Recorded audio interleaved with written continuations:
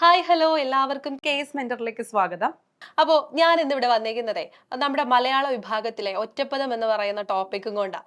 അപ്പോൾ നിങ്ങൾക്ക് എല്ലാവർക്കും അറിയായിരിക്കും നമ്മുടെ PSC പരീക്ഷകളിൽ അതിപ്പോൾ 10th ആയിരുന്നാലും 12th ആയിരുന്നാലും ഡിഗ്രി ലെവൽ എക്സാമുകളായിരുന്നാലും എന്തായിരുന്നാലും മലയാള വിഭാഗത്തിൽ നിന്ന് ഈ ഒരു ടോപ്പിക്ക് അല്ലെ ഉണ്ടാവും. അതിൽ നിന്നൊരു ക്വസ്റ്റ്യൻ എന്തായിരുന്നാലും ഉണ്ടാവും.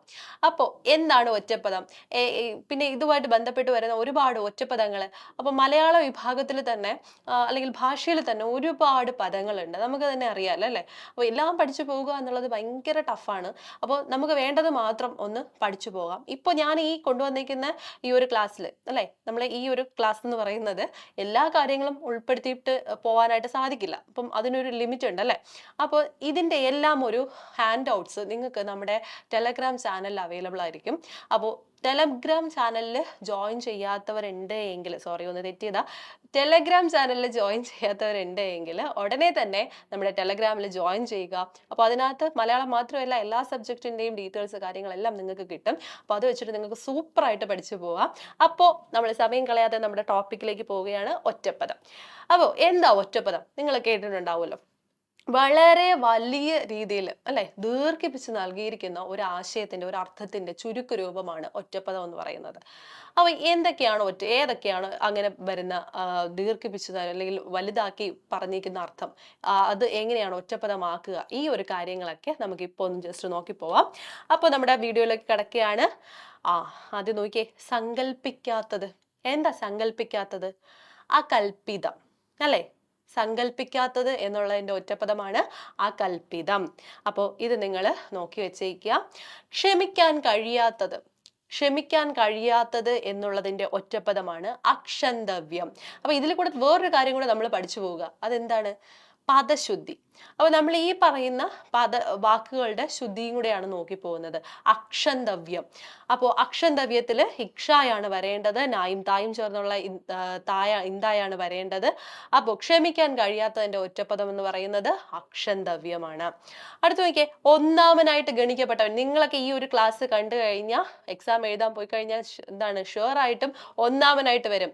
അതായത് ഒന്നാമനായിട്ട് ഗണിക്കപ്പെടും എന്ന് പറഞ്ഞാൽ എന്താണ്? അഗ്രഗണ്യൻ. അപ്പൊ നിങ്ങൾ ഈ PSC ക്ലാസ്സുകളിൽ വളരെ വലിയൊരു അഗ്രഗണ്യനായിട്ട് മാറട്ടെ എന്ന് ഞാൻ ആശംസിക്കുന്നു. അപ്പോൾ ഒന്നാമനായിട്ട് ഗണിക്കപ്പെട്ടവൻ എന്നുള്ളതിന്റെ ഒറ്റപ്പദം എന്തുവാണ്? അഗ്രഗണ്യനാണ്. അഗ്രഗണ്യൻ. മറ്റാർക്കും ജയിക്കാൻ കഴിയാത്തവൻ. നിങ്ങൾ PSCയിൽ മറ്റാർക്കും ജയിക്കാൻ കഴിയാത്ത രീതിയിലുള്ള ഒരു റാങ്ക് എടുത്ത്, അതായത് നിങ്ങൾ മുന്നിൽ വരിക.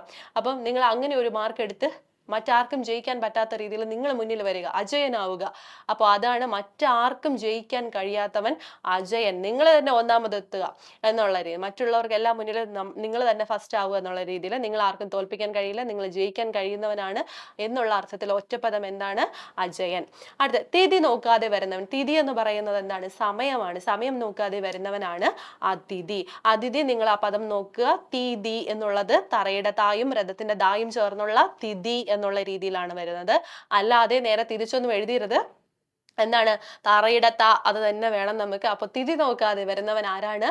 അതിഥി. വലിയ ശരീരമുള്ളവൻ. വലിയ ശരീരമുള്ളവനെ നമ്മൾ പറയുന്നത് അതികായൻ എന്നാണ്. എന്താണ് അതികായൻ? വലിയ ശരീരമുള്ളവൻ, അവനാണ് അതികായൻ. കായം എന്ന് പറഞ്ഞാൽ ശരീരം എന്നാണ് അർത്ഥം. അപ്പോൾ വലിയ ശരീരമുള്ളവൻ എന്നുള്ളതിൽ അതികായൻ എന്നാണ് ഒറ്റപ്പദം വരുന്നത്. അതുപോലെ വളരെയധികം സംസാരിക്കുന്നവൻ. ഇപ്പൊ ഞാൻ വളരെയധികം സംസാരിച്ചുകൊണ്ടിരിക്കുകയല്ലേ, അപ്പം എന്നെ എന്ത് വിളിക്കും? ഞാൻ ഭയങ്കര വാചാലയാണ്. അപ്പോൾ അധികമായിട്ട് സംസാരിക്കുന്നവൻ ആരാണ്? അതിവാചാലൻ. അപ്പം അതിവാചാലൻ എന്ന് പറയുന്നത് വളരെയധികം സംസാരിക്കുന്നവൻ. വാസ്തവത്തിൽ കഴിഞ്ഞുള്ള പ്രസ്താവം. വാസ്തവത്തിൽ കഴിഞ്ഞുള്ള പ്രസ്താവം എന്ന് പറയുന്നത് അതിശയോക്തിയാണ്. ഉള്ളതിനെ കഴിഞ്ഞും കൂടുതലായിട്ട് പറയുന്നതിനെയാണ് അതിശയോക്തി എന്ന് പറയുന്നത്. അപ്പോൾ അതിശയോക്തി. വാസ്തവത്തിൽ കഴിഞ്ഞുള്ള പ്രസ്താവം അതിശയോക്തി. ഇനി ഒഴിച്ചുകൂടാനാവാത്തത്. അത് നമുക്ക് ഭയങ്കര ഒഴിച്ചുകൂടാനാവാത്തൊരു കാര്യമാണ്. എന്താണ്? അത്യന്താപേക്ഷിതം അല്ലെ? നമുക്ക് ഒഴിച്ചുകൂടാനാവാത്തൊരു സംഭവമാണ്. അതാണ് അത്യന്താപേക്ഷിതം. അപ്പൊ ഒഴിച്ചുകൂടാനാവാത്തത് അത്യന്താപേക്ഷിതം. ഉള്ളതിൽ കവിഞ്ഞുള്ള പറച്ചിൽ. അപ്പൊ കണ്ടത് കുറച്ചായിരിക്കും, പക്ഷെ അതിനെ കഴിഞ്ഞ് കൂടുതലായിട്ടുള്ള കാര്യങ്ങൾ വിവരിക്കും. അതിന്റെ പേരാണ് അത്യുക്തി. ഉക്തി. അപ്പോൾ അത്യുക്തി എന്ന് പറയുന്നത് ഉള്ളതിൽ കവിഞ്ഞുള്ള പറച്ചിലാണ് അത്യുക്തി. ദ്വിതീയമല്ലാത്തത്. എന്താ ദ്വിതീയം? ഏകം ദ്വിതീയം എന്നൊക്കെ പറയുന്നത് എന്താണ്? 1, 2, 3 എന്നുള്ള രീതിയിലാണ് പറയുന്നത് അല്ലെ? ദ്വിതീയം എന്ന് പറയുന്നത് 2 ആണ്. അപ്പൊ ദ്വിതീയമല്ലാത്തത് എന്താണ്? അദ്വിതീയമാണ്. രണ്ടല്ലാത്ത അവസ്ഥയാണ്. ദ്വിതീയമല്ലാത്തത് അദ്വിതീയമാണ്. അദ്വിതീയം. ഇനി മഴയില്ലാത്ത അവസ്ഥ അനാവൃഷ്ടിയാണ്. മഴയ്ക്ക് നമ്മൾ വൃഷ്ടി എന്നല്ലേ പറയുന്നത്. അപ്പോൾ മഴയില്ലാത്ത അവസ്ഥയാണ് അനാവൃഷ്ടി. അനാവൃഷ്ടി എന്ന് പറയുന്നത് മഴയില്ലാത്ത അവസ്ഥ. ഇനി നിയന്ത്രിക്കാൻ കഴിയാത്തത്, എനിക്കത് നിയന്ത്രിക്കാൻ കഴിഞ്ഞില്ല എന്ന് പറയില്ലേ, അനിയന്ത്രിതം. അപ്പൊ നമുക്ക് കരച്ചിൽ നിയന്ത്രിക്കാൻ പറ്റിയില്ല അല്ലെ, നമ്മളെ സന്തോഷം, നമ്മൾ കരച്ചിൽ ഇവിടെ പറയേണ്ട ആവശ്യമില്ല, നമുക്ക് സന്തോഷമാണ് വേണ്ടത്. ഇനി അങ്ങോട്ട് ഇത് പഠിച്ചു കഴിഞ്ഞാൽ നമ്മൾ റാങ്കിൽ കയറും, നമുക്ക് സന്തോഷം വരും. അപ്പൊ എന്റെ സന്തോഷം എനിക്ക് അടക്കാൻ പറ്റുന്നില്ല, അതെന്താണ്? അനിയന്ത്രിതമാണ്. നിയന്ത്രിക്കാൻ കഴിയാത്തതാണ് അനിയന്ത്രിതം. ഇനി അടുത്ത സ്ലൈഡിലോട്ട് പോവാം. വർണ്ണിക്കാൻ സാധിക്കാത്തത് എന്താണ്? അവർണ്ണനീയം. അപ്പൊ അവളുടെ സൗന്ദര്യം വർണ്ണിക്കാൻ സാധിക്കാത്തതാണ്, അവർണ്ണനീയമാണ് എന്നുള്ള രീതിയിൽ നമ്മൾ പറയും. അപ്പോൾ വർണ്ണിക്കാൻ സാധിക്കാത്തത് അവർണ്ണനീയം. ആ എന്ന് പറയുന്ന നിഷേധ പ്രത്യയം, പ്രയോജക ഈ എന്ന് പറയുന്ന പ്രയോജക പ്രത്യയം ഉള്ളതുപോലെ തന്നെ എന്താണ്? ആ എന്ന് പറയുന്ന നിഷേധ പ്രത്യയവും ഉണ്ട്. അപ്പോൾ ആ വർണ്ണനീയം എന്ന് പറയുന്നത് വർണ്ണിക്കാൻ സാധിക്കാത്തത് എന്നുള്ള രീതിയിലാണ് പറഞ്ഞത്. ആ വർണ്ണനീയത്തിന്റെ മുന്നിൽ നമ്മൾ എന്താ, ഒരു ആ അങ്ങ് ചേർത്ത് കൊടുക്കുക, അവർണ്ണനീയം. സഹിക്കാൻ പറ്റാത്തത് എന്താണ്? നമുക്ക് അയ്യോ എനിക്ക് അത് സഹിക്കാൻ പറ്റുന്നില്ല എന്ന് പറയുന്നത് അസഹ്യമാണ്. അപ്പോൾ സഹിക്കാൻ പ്രയാസമായത്, സഹിക്കാൻ കഴിയാത്തത് എന്ത്? അസഹ്യം. ഇനി സംഭവിക്കാൻ ഇടയില്ലാത്ത ഒരു കാര്യം എന്താണ്? അസംഭവ്യം അല്ലെ. സംഭവിക്കാൻ ഇടയില്ലാത്തത് അസംഭവ്യം. ഇനി എനിക്ക് കുറച്ച് അഹംഭാവം ഉണ്ട്, എനിക്ക് കുറച്ച് ഞാനെന്നൊരു ഭാവമുണ്ട്, അതാണ് അഹംഭാവം. ഞാൻ എന്ന ഭാവം, ഞാനാണ് എല്ലാം അല്ലെ, എനിക്ക് എല്ലാം അറിയാം എന്നുള്ളതാണ്, അതാണ് അഹംഭാവം. അപ്പൊ ഞാൻ എന്ന ഭാവം എന്താണ്? അഹംഭാവം. ഇനി ഉള്ളിൽ അലിഞ്ഞു ചേർന്നിരിക്കുന്നത്, ഉള്ളിൽ അലിഞ്ഞു ചേർന്നിരിക്കുന്നതിനെ നമ്മൾ അന്തർലീനം എന്ന് പറയും. അന്തർലീനം, അന്തരം എന്ന് പറഞ്ഞാൽ ഉള്ളിൽ അലിഞ്ഞു ചേർന്നിരിക്കുന്നത് അന്തർലീനം. അടുത്ത് ഋഷിയെ സംബന്ധിച്ച് നിങ്ങൾ പ്രത്യേകമായിട്ട് നോട്ട് ചെയ്ത് പോവുക. ഇത് ഒരുപാട് തവണ നമ്മുടെ PSC ക്വസ്റ്റ്യൻ പേപ്പറുകളിലെല്ലാം ഞാൻ കണ്ടിട്ടുള്ള ഒരു ക്വസ്റ്റ്യൻ ആണ്, നിങ്ങളും കണ്ടിരിക്കാൻ വഴിയുണ്ട്. അപ്പൊ ഋഷിയെ സംബന്ധിച്ചത് ആർഷമാണ്. ഋഷിയെ സംബന്ധിച്ചത് ആർഷമാണ്. ഇത് മറന്നു പോവരുത്, പ്രധാനമായിട്ട് നിങ്ങൾ നോക്കി തന്നെ പോകണം. ഇത് ഒട്ടും ഒഴിവാക്കാൻ പറ്റാത്തൊരു ചോദ്യമാണ്. അപ്പൊ നിങ്ങൾ അങ്ങനെ തന്നെ നോക്കി പോവുക. ഇനി ഋജുവായ ഭാവം. ഋജുവായ ഭാവം എന്ന് പറഞ്ഞാൽ ആർജവമാണ്. ഋജുവായ ഭാവം ആർജവം. അഗ്നിയെ സംബന്ധിച്ചത്, അഗ്നിയെ സംബന്ധിച്ചത് എന്ന് പറയുന്നത് ആഗ്നേയമാണ്. ആഗ്നേയമാണ് അഗ്നിയെ സംബന്ധിച്ചത്. ഈ ആഗ്നേയ അസ്ത്രമുള്ളവൻ ആരാണ്? അർജുനനാണ് അല്ലെ. അർജുനനാണ് ആഗ്നേയാസ്ത്രമുള്ളത്. അപ്പോൾ അഗ്നിയെ സംബന്ധിച്ചത് ആഗ്നേയം. ഇനി നമ്മൾ സ്ഥിരം കേട്ട് വരുന്ന ഒരു കാര്യമാണ് എന്താണ്? ആജാനുബാഹു. വലിയ രാക്ഷസന്മാരെയൊക്കെ നമ്മൾ അങ്ങനെ പറയണം, ആജാനുബാഹു അല്ലെ. അപ്പോൾ ആജാനുബാഹു എന്ന് പറയുന്നത്, ജാനു എന്ന് പറഞ്ഞു കഴിഞ്ഞാൽ എന്താണ്? കാൽമുട്ട്. കാൽമുട്ട് വരെ നീണ്ട കൈയുള്ളവനാണ് ആജാനുബാഹു. അപ്പോ കാൽമുട്ട് വരെ നീണ്ട കൈയുള്ളവൻ ആരാണ്? ആജാനുബാഹു. ഞാനൊക്കെ ടെസ്റ്റ് ചെയ്ത് നോക്കിയിട്ടുണ്ടായിരുന്നു കാലിന്റെ മുട്ട് വരെ കൈക്ക് നീളം ഉണ്ടോ എന്നുള്ളത്. പക്ഷെ പറ്റുന്നില്ല. നമുക്കൊന്നും അങ്ങനെ ആജാനുബാഹുക്കളുണ്ടോ നമ്മുടെ ഇടയിൽ? ഒന്ന് ടെസ്റ്റ് ചെയ്ത്, നിങ്ങൾ സ്വന്തമായിട്ട് ഒന്ന് ടെസ്റ്റ് ചെയ്ത് നോക്കുക കേട്ടോ, കാൽമുട്ട് വരെ നിങ്ങൾക്ക് കൈക്ക് നീളം ഉണ്ടോ എന്ന്. അപ്പോൾ ആജാനുബാഹു എന്ന് പറയുന്നത് കാൽമുട്ട് വരെ നീണ്ട കൈയുള്ളവൻ. ഇനി ജനനം മുതൽ മരണം വരെ എന്താണ് നമ്മൾ പറയുന്നത്? ആജീവനാന്തം. ജനനം മുതൽ മരണം വരെ എന്താണ് നമ്മൾ പറയുന്നത്? ആജീവനാന്തം. ഇനി ആത്മാവിനെ സംബന്ധിച്ചത് എന്താണ്? ആത്മീയമാണ്. ആത്മാവിനെ സംബന്ധിച്ചത് ആത്മീയമാണ്. അതിഥിയെ സ്വീകരിക്കുന്നവൻ, തിരി നോക്കാതെ വരുന്നവൻ അതിഥി. അതിഥിയെ സ്വീകരിക്കുന്നവൻ ആരാണ്? ആതിഥേയനാണ്. അതിഥിയെ സ്വീകരിക്കുന്നവൻ ആതിഥേയനാണ്. ഇനി ആദ്യം തൊട്ട് അവസാനം വരെ എന്താണ്? ആദ്യന്തം എന്ന് പറയും, അല്ലെങ്കിൽ ആദ്യവസാനം എന്ന് പറയും. ആദ്യന്തം അല്ലെങ്കിൽ ആദ്യവസാനം, ഈ രണ്ട് രീതിയിലും പറയും കേട്ടോ. അപ്പോൾ ആദ്യവസാനം ഇങ്ങനെയും പറയാം. ഓക്കെ. അപ്പോൾ ആദ്യം തൊട്ട് അവസാനം വരെ ആദ്യന്തം അല്ലെങ്കിൽ ആദ്യവസാനം.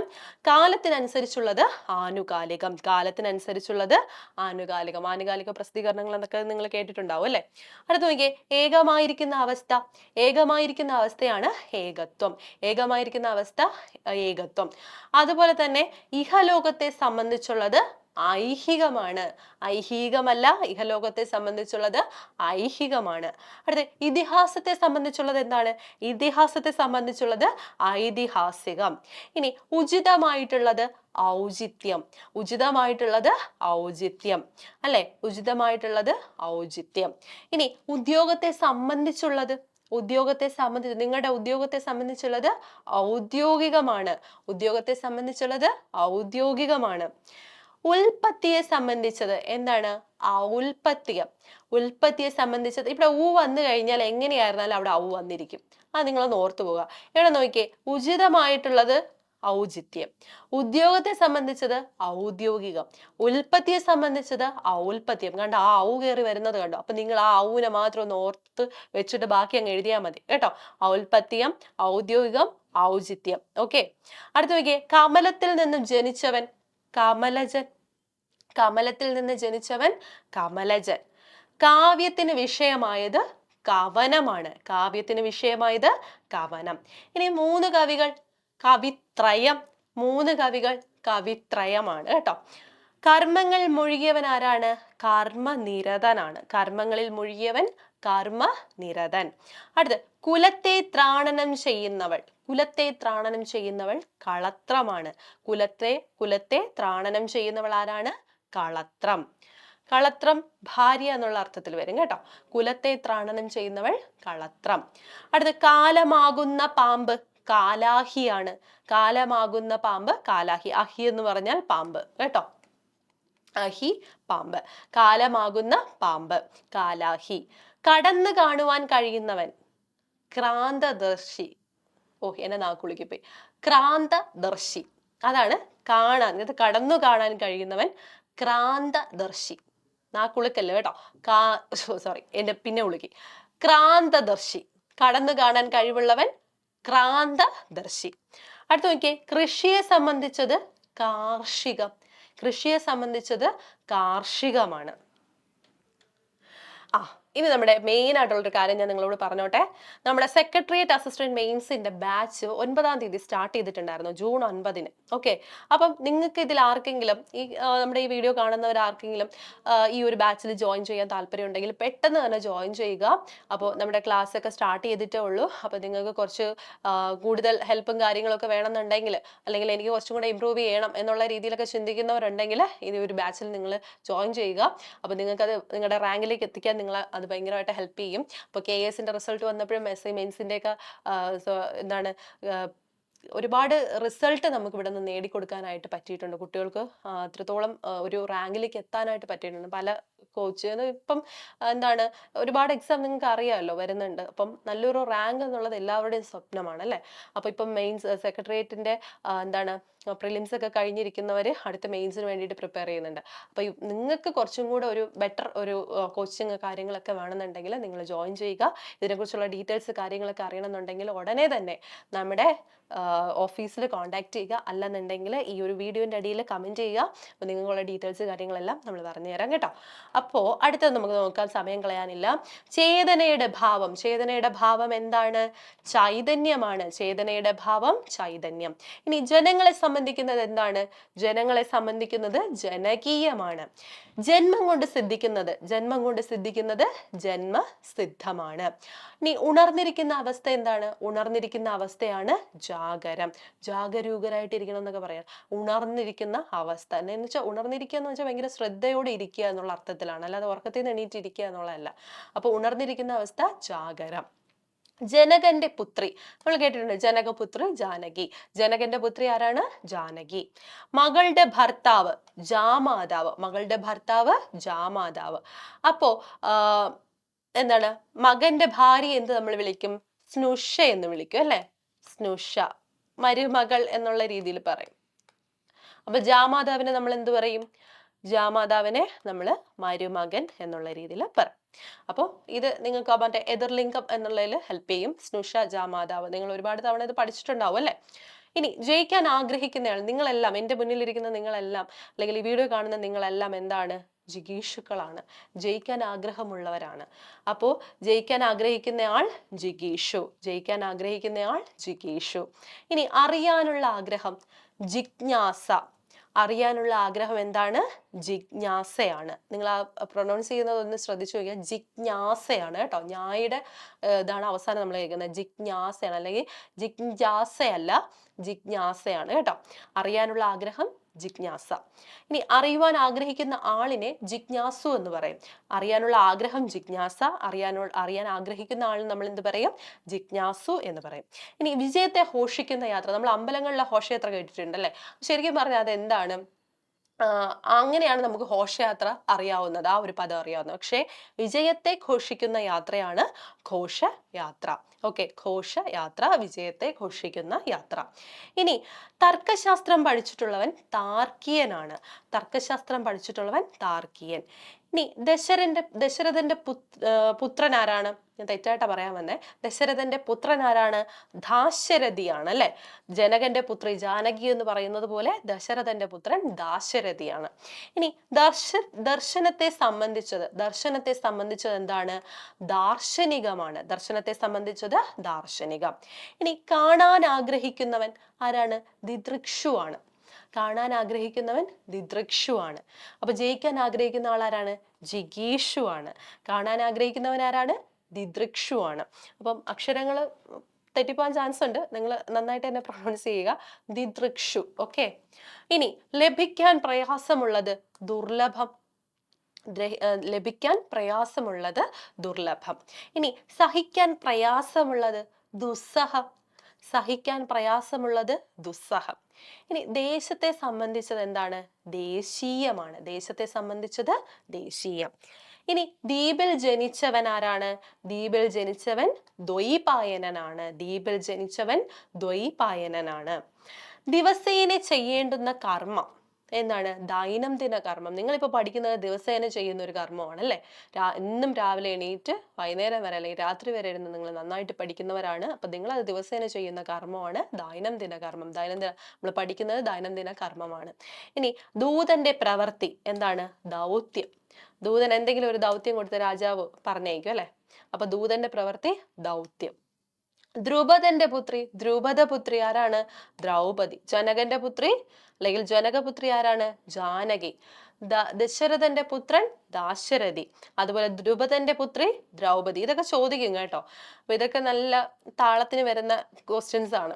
അപ്പോൾ അടുത്ത് നോക്കാം. വഞ്ചിക്കാൻ ആഗ്രഹമുള്ളവൻ ദിപ്സു ആണ്. വഞ്ചിക്കാൻ ആഗ്രഹമുള്ളവന്റെ ഒറ്റപ്പദം എന്താണ്? ദിപ്സു.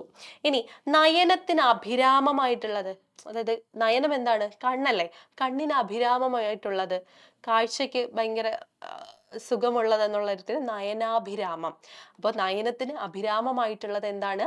നയനാഭിരാമം. നഗരത്തിൽ വസിക്കുന്ന ആളിനെ നമ്മൾ എന്ത് പറയും?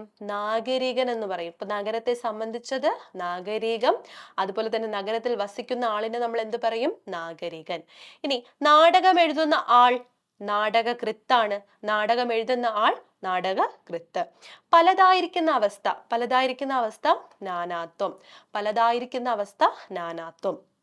ഇനി കാണപ്പെടാത്തവയിൽ വിശ്വാസമില്ലാത്തവൻ. കാണാത്ത ഒരു കാര്യത്തിന് ഒരു വിശ്വാസവും ഇല്ല, അല്ലെങ്കിൽ കാണാത്ത ഒരു കാര്യത്തിനെ പറ്റി എന്താണ് അതിന് എനിക്കൊരു വിശ്വാസവും ഇല്ല, കാണുന്ന കാര്യങ്ങളിൽ മാത്രമേ ഞാൻ വിശ്വസിക്കൂ, കാണാത്ത കാര്യങ്ങളിൽ ഞാൻ വിശ്വസിക്കില്ല, ഇങ്ങനെ പറയുന്നവനാണ് നാസ്തികൻ. അപ്പൊ കാണപ്പെടാത്തവയിൽ വിശ്വാസമില്ലാത്തവനെ നമ്മൾ എന്ത് പറയും?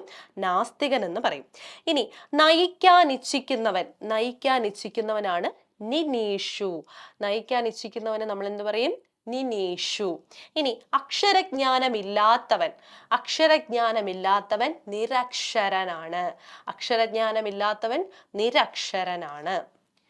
ഇനി നോക്കിയേ, ഒടുക്കം ചേർത്തത് ബുക്കിന്റെ അവസാനം നമ്മൾ കാണുമല്ലോ, പരിശിഷ്ടം അല്ലെ. ഒടുവിൽ ചേർക്കപ്പെട്ടത് എന്താണ്? പരിശിഷ്ടമാണ്. ഒടുവിൽ ചേർക്കപ്പെട്ടത് എന്താണ്? പരിശിഷ്ടം. പാദം കൊണ്ട് പാനം ചെയ്യുന്നത്. എന്താ പാദം കൊണ്ട് പാനം ചെയ്യുന്നത്?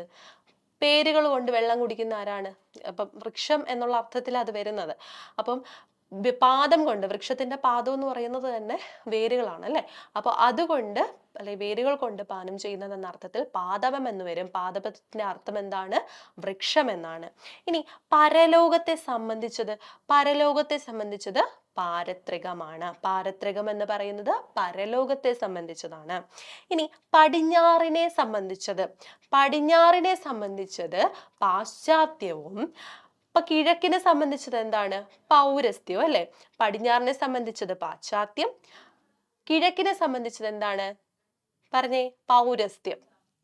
അതുപോലെ പിതാവിന്റെ പിതാവ്, ബന്ധങ്ങളെ കുറിച്ചൊക്കെയുള്ള ഒറ്റപ്പദം ചോദിക്കും കേട്ടോ. ഭയങ്കര അത് കണ്ടുവരുന്നതാ.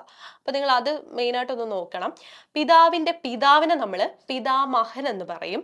അച്ഛന്റെ അമ്മയെ, അത് പിതാവിന്റെ പിതാവ് പിതാമഹനും, അതുപോലെ അച്ഛന്റെ അമ്മയെ നമ്മൾ, അല്ലെങ്കിൽ അച്ഛന്റെ മാതാവിനെ നമ്മൾ എന്ത് പറയില്ല, പിതാവിന്റെ മാതാവിനെ. ഇത് തിരിച്ചു തന്നേക്കുന്ന ഞങ്ങൾ ക്വസ്റ്റ്യൻ കൺഫ്യൂഷൻ അടുപ്പിക്കാൻ വേണ്ടിയിട്ട്.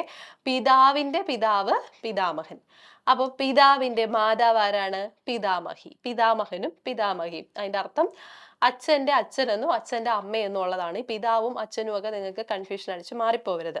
പരീക്ഷാ സമയത്ത് ഇപ്പൊ എത്ര അറിയാമെന്ന് പറഞ്ഞാലും നമ്മൾ പരീക്ഷാ സമയത്ത് ചെന്നിരിക്കുമ്പോൾ ഒരു കൺഫ്യൂഷൻ വരും. അത് സർവ്വസാധാരണമാണ്. അപ്പൊ നിങ്ങൾ അത് വായിച്ച് പഠിച്ച് പോവുക. പിതാവിനെ വധിക്കുന്നവൻ പിതൃഘാതിയാണ്. പിതാവിനെ വധിക്കുന്നവൻ അല്ലെ കൊല്ലുന്നവൻ എന്ന അർത്ഥത്തിൽ ഒറ്റപ്പദം പിതൃഘാതി. ഇനി പഠിക്കാൻ ആഗ്രഹിക്കുന്നയാൾ പിപഠിഷു. അപ്പൊ ജയിക്കാൻ ആഗ്രഹിക്കുന്നവൻ ജിഗീഷു. അപ്പൊ നിങ്ങൾ അതിങ്ങനെ തന്നെ പഠിച്ചു പോവുക. ഒരേ ഇതില് എന്താ പറയാ, പ്രാസത്തിൽ വരുന്നതിനെ ഒരേപോലെ തന്നെ അങ്ങ് പഠിച്ചു പോവുക. അപ്പൊ പഠിക്കാൻ ആഗ്രഹിക്കുന്നവൻ പിപഠിഷു ആണ്. വെള്ളം കുടിക്കാനുള്ള ആഗ്രഹം പിപാസയാണ്. വെള്ളം കുടിക്കാനുള്ള ആഗ്രഹത്തിനെയാണ് എന്ത് പറയുന്നത്? പിപാസ എന്ന് പറയുന്നതും. കുടിക്കാൻ ആഗ്രഹിക്കുന്ന ആളെ എന്ത് പറയും? പിപാസു എന്ന് പറയും. അപ്പൊ കുടിക്കാനുള്ള ആഗ്രഹത്തിനെ പിപാസ എന്നും കുടിക്കാൻ ആഗ്രഹിക്കുന്നവനെ എന്ത് പറയും? പിപാസു എന്നും പറയും. ഇനി നോക്കിയേ, കുറ്റം മാത്രം കാണുന്നവൻ, എപ്പോഴും കുറ്റം മാത്രം കണ്ടുപിടിച്ചുകൊണ്ടിരിക്കും, അവനെ എന്താ പറയുന്നേ? പുരോഭാഗി എന്ന് പറയും. ഇപ്പൊ കുറ്റം മാത്രം കാണുന്നവൻ പുരോഭാഗി. ഇനി പുത്രന്റെ പുത്രൻ എന്ന് പറയുന്നത് പൗത്രനാണ്. മകന്റെ മകൻ എന്നുള്ള അർത്ഥത്തിലാവും. പുത്രന്റെ പുത്രൻ പൗത്രനാണ്. പുത്രന്റെ പുത്രിയാണ് പൗത്രി, അല്ലേ? പുത്രന്റെ പുത്രൻ പൗത്രൻ, പുത്രന്റെ പുത്രി പൗത്രി. ഇനി പിന്നെയും പിന്നെയും പറയുക എന്താണ്? പൗനരുക്ത്യം. അതെങ്ങനെ? അധികം ഉക്തി. പുനരുക്തി എന്ന് പറഞ്ഞാലും പൗനരുക്ത്യം എന്ന് പറഞ്ഞാലും ഒന്നാണ്. അപ്പോ പുനരുക്തി എന്ന് പറഞ്ഞാലും പൗനരുക്ത്യം എന്ന് പറഞ്ഞാലും എന്താണ്? ഒന്ന് തന്നെയാണ്. അപ്പൊ പിന്നെയും പറയുകയാണ് പൗനരുക്ത്യം. ഇനി പുരാണത്തെ സംബന്ധിച്ചത് എന്താ? പുരാണത്തെ സംബന്ധിച്ചത് പൗരാണികമാണ്. അപ്പോ നമ്മളിപ്പോ കുറച്ച് ഒറ്റപ്പദമാണ് നോക്കിയത്. അപ്പൊ എല്ലാം നമുക്ക് ഒറ്റ സ്ലൈഡിൽ ഉൾപ്പെടുത്തി കഴിഞ്ഞാൽ കാണുന്ന നിങ്ങൾക്കും അത് ഭയങ്കര ബോറടി ആയിരിക്കും. അപ്പോൾ ഞാൻ ഉദ്ദേശിക്കുന്നത് വെച്ചാൽ നമുക്കിപ്പം ഒരുപാട് ഒറ്റപ്പദമുണ്ട്. അതിനെ നമ്മൾ എന്ത് ചെയ്യും? ടെലഗ്രാം ഗ്രൂപ്പിലേക്ക് നിങ്ങൾക്ക് ഹാൻഡ് ഔട്ട്സ് ആയിട്ട് തരാം. അപ്പൊ നിങ്ങൾ ടെലഗ്രാം ഗ്രൂപ്പിലൊന്ന് ജോയിൻ ചെയ്യുക. അപ്പൊ അതിനകത്ത് നിങ്ങൾക്ക് അതിന്റെ ഹാൻഡ് ഔട്ട്സ് കിട്ടും. ഇഷ്ടംപോലെ ഒറ്റപ്പദമുണ്ട്. അപ്പൊ അതെല്ലാം നിങ്ങൾക്ക് വായിച്ചു പഠിക്കാം കേട്ടോ. അപ്പോൾ നമുക്കിപ്പം കഴിഞ്ഞ കുറെ വർഷങ്ങളിലെ ക്വസ്റ്റ്യൻ പേപ്പറുകളിൽ കണ്ടുവന്നിട്ടുള്ള കുറച്ച് ക്വസ്റ്റ്യൻസ് നമുക്കൊന്ന് പരിശോധിക്കാം. അപ്പോൾ അത് വെച്ചിട്ട് നിങ്ങൾക്ക് ഏതൊക്കെ രീതിയിൽ എന്തൊക്കെ ക്വസ്റ്റ്യൻ, ഇപ്പം ചോദിച്ചു വന്ന ചോദ്യങ്ങൾ തന്നെ പിന്നെയും ചോദിക്കുന്ന ഒരു അവസ്ഥ കാണാറുണ്ട് അല്ലേ? അപ്പോൾ നമ്മൾ പിന്നെ ഈ അങ്ങനെ അല്ല എന്ന് പറഞ്ഞാൽ പോലും എന്തായിരുന്നാലും ആവർത്തിച്ചു വരുന്ന ഇപ്പൊ പല ക്വസ്റ്റ്യനും ആവർത്തിച്ച് വരുന്നുണ്ട്. അപ്പൊ നിങ്ങൾ കൂടുതലും PYQ ഒക്കെ ഒന്ന് നോക്കാനായിട്ട് ശ്രമിച്ചു പോവുക. അപ്പോ ഇതിൽ നോക്കിയേ, ഭർത്തൃനിഷ്ഠയുള്ളവൾ എന്നതിന് തുല്യമായ പദം ഏതാണ്?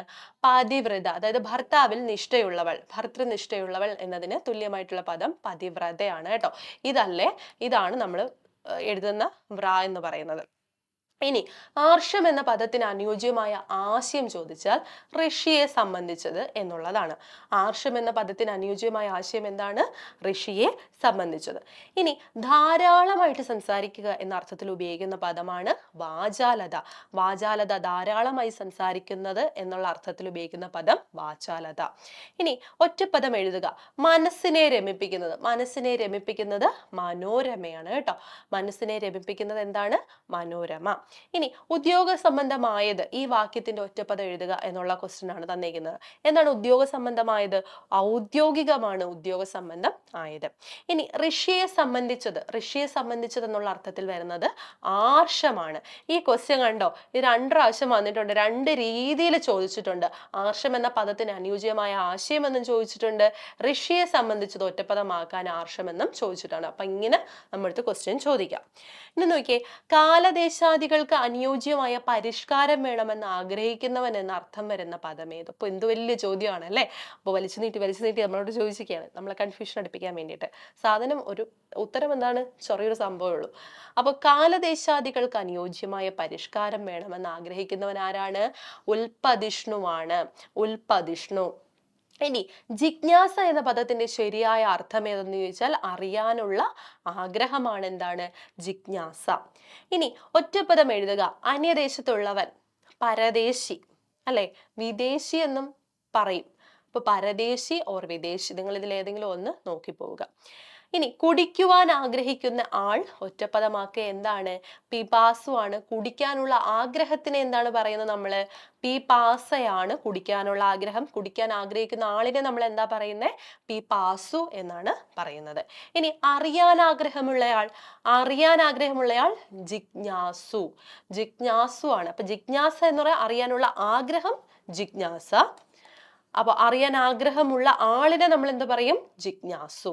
കുടിക്കാൻ ആഗ്രഹമുള്ളതിനെ എന്താണ്? പിപാസ എന്നും, കുടിക്കാൻ ആഗ്രഹമുള്ള ആളിനെ നമ്മൾ പിപാസു എന്നും പറയും പോലെ എന്താണ്?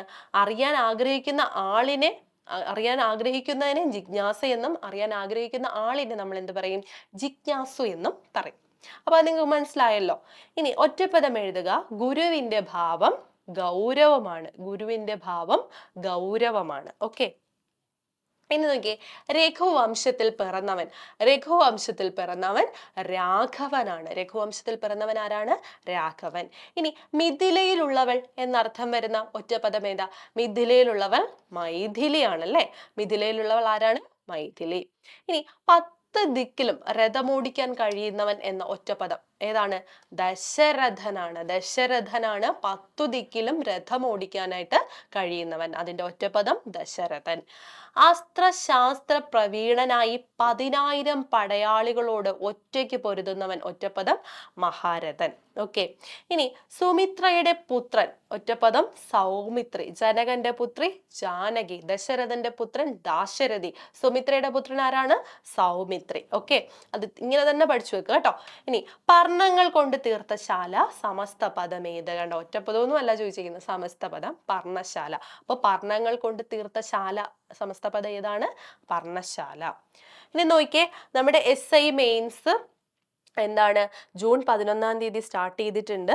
അപ്പോൾ നിങ്ങൾക്ക് ഇതിൻ്റെ ഡീറ്റെയിൽസ് ഒക്കെ അറിയണമെന്നുണ്ടെങ്കിൽ നമ്മുടെ ബാച്ചിൽ ജോയിൻ ചെയ്യുക, അല്ലെങ്കിൽ നമ്മുടെ ടെലഗ്രാം ഗ്രൂപ്പിൽ ജോയിൻ ചെയ്താലും മതിയാവും.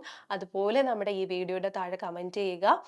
പിന്നെ ഓഫീസിലേക്ക് കോൺടാക്ട് ചെയ്താലും ഈ SI മെയിൻസ് ബാച്ചിൻ്റെ ഡീറ്റെയിൽസ് ഒക്കെ നിങ്ങൾക്ക് അറിയാൻ പറ്റും. അപ്പം വളരെ എന്താണ് സമയം നമ്മുടെ മുന്നിൽ പാഴാക്കാനില്ല. SI മെയിൻസിന് വേണ്ടി പ്രിപ്പയർ ചെയ്യുന്നവരുടെ ശ്രദ്ധയ്ക്ക്, നിങ്ങൾ എത്രയും പെട്ടെന്ന് ഒരു കോഴ്സിൽ ജോയിൻ ചെയ്തിട്ടില്ലെങ്കിൽ നമുക്കൊരു റാങ്കാണ് നമ്മുടെ ലക്ഷ്യം. അതും വെറും റാങ്ക് അല്ല, നമുക്കൊരു നല്ലൊരു റാങ്കിൽ തന്നെ എത്തണം എന്നുണ്ടെങ്കിൽ, ഒന്നാമനായിട്ട് തന്നെ എത്തണം എന്നുണ്ടെങ്കിൽ എന്ത് ചെയ്യുക?